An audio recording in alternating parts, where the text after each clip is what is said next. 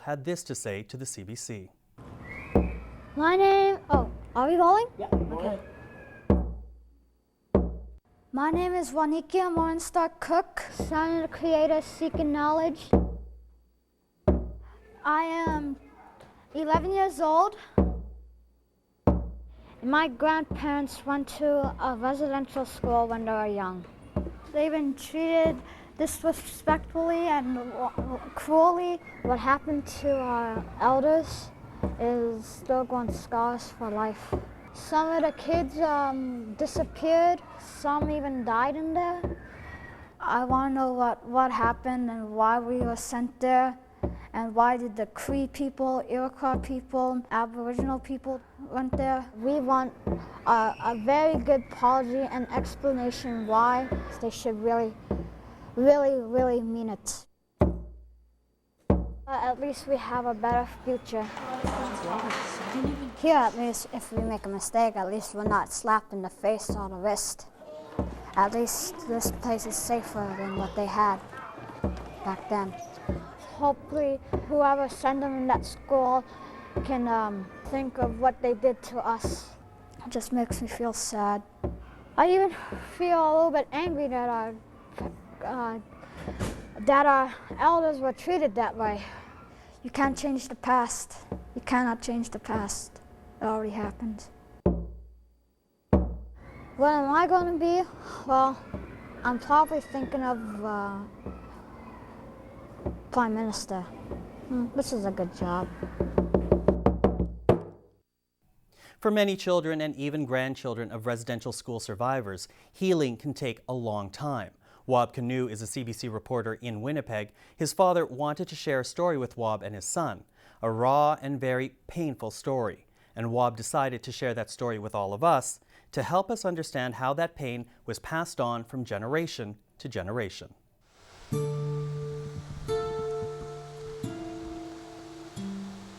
This is where I went to school. That's where the school was, right here. And there was a statue here. This is where we prayed. Well, I couldn't run because the wind was out of me. That's my father and son. It's a scene that plays out for Canadian families everywhere.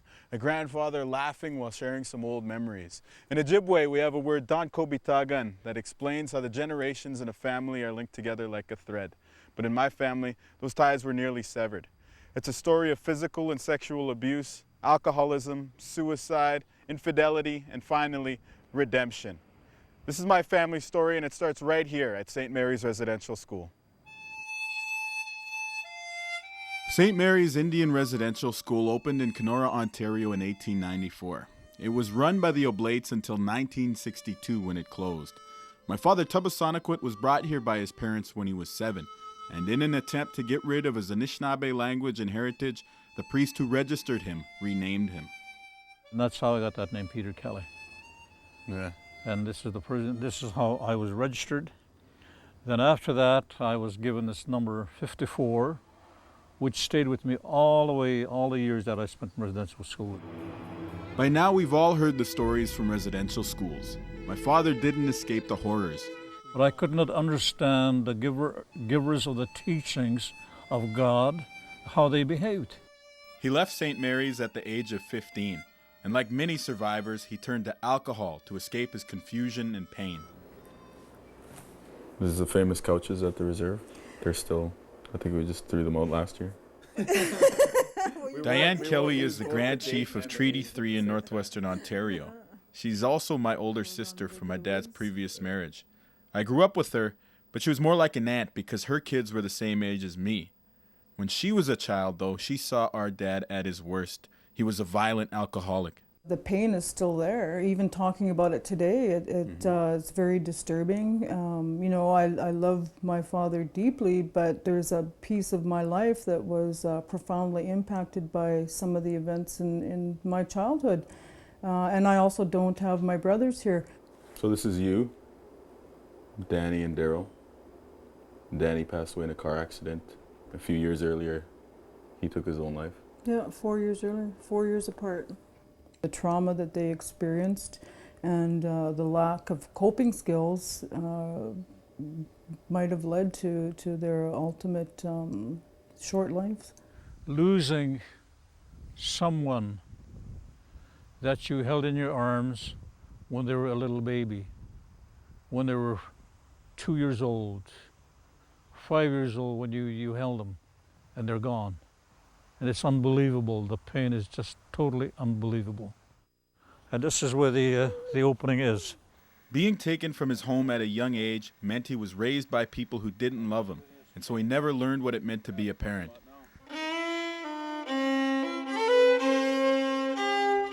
It's my dad's cross. Is it? Yeah. Right there, that's where my dad's buried.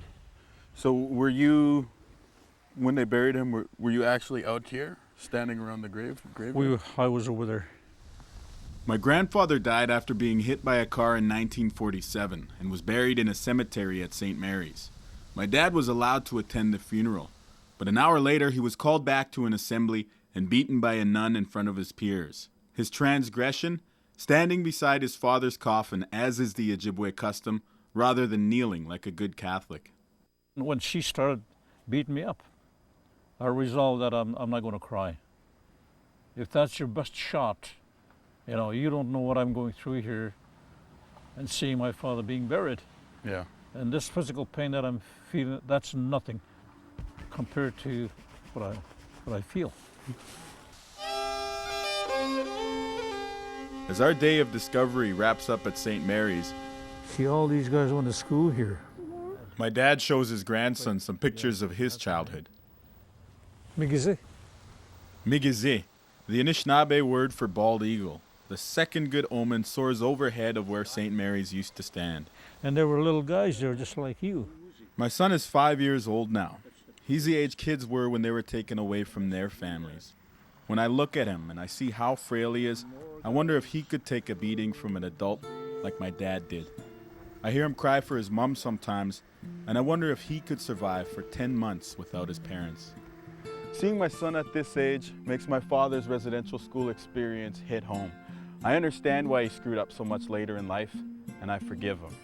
Now it's up to me to make things a little bit better for my son. During its week in Winnipeg, the Truth and Reconciliation Commission heard many sad stories. It heard calls for justice, but as Mikhailo Pristupa reports, it also heard calls for forgiveness. The Governor General joined Aboriginal leaders to pay their respects for so many people who suffered so much. The wounds that I suffered as a 9-year-old are still with me. Stephen Kakvi is the former premier of the Northwest Territories and one of roughly 80,000 living survivors of the Indian residential school system. A school nun, he says, used to beat him. The pain and the suffering, it just drove me as a wounded, angry person all my life. Hundreds of survivors with similar stories came to Winnipeg this week.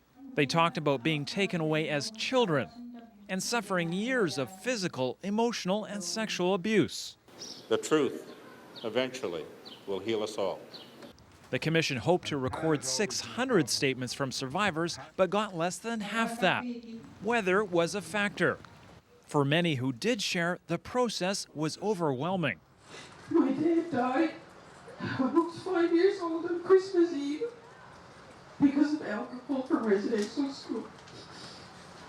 Indian Affairs Minister Chuck Strahl was visibly moved during one session. But there are some survivors who say this national event didn't go far enough. They say it's not enough to have truth and reconciliation. They want justice too. That's the only way you can make amends, is if I come face to face with someone that has done that to me. 6 more national events like this will follow in the years ahead. Still, many survivors said this was a turning point in Canada's history and more personally. I can see the nun who beat me, and if she was here alive today, I would hug her and say, I forgive you. I don't want to hate, and I don't want to be angry anymore. Mikhailo Pristupa, CBC News, Winnipeg. The next Truth and Reconciliation national event is scheduled for next summer in Inuvik. When the hearings are over, the Commission will prepare a report and present it to the government. And that is News in Review. Now, don't forget to check out our website at newsinreview.cbclearning.ca and, of course, our resource guide. I'm Michael Serapio. Thanks for watching.